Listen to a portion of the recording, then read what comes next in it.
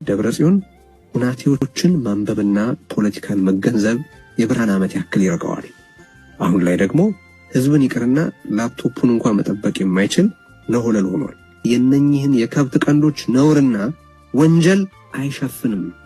ትግራይ አሁን ላለችበት መቀመቅ አሁን ባለችበት ገሃነም ውስጥ እንድትገባ ከተጫወቱት አውዳሚ ሚናና ከሰሩት ነውር ደብረጽዮን በምንም መልኩ ትክክል ሊሆን የሚችልበት እድል የለም። ቢካዝ እስካሁን ድረስ በትግራይ ፖለቲካ ውስጥ ሬሌቫንት ሆኖ መቀጠሉ ራሱ ስህተት ስለሆነ እናንተ ዛሬ ድረስ ከህብረተሰብ ህይወት ይልቅ ለስግብግብ ስልጣናችሁና ለምትዘርፉት ሀብት ስትሉ ደም ኤክስፖርት እያደረጋችሁ ያላችሁ ነውረኞች ናችሁ።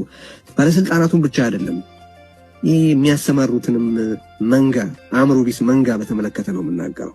በየቦታው የሚጽፉ አጋለጠን ተናገረን ምናምን የሚሉ ቀጥረኛ አክቲቪስቶችና የሚዲያ ላይ ተዋንያን አሉ። ነውረኞች፣ ወንጀለኞች፣ ስግብግቦችና ዘራፊዎች ናችሁ።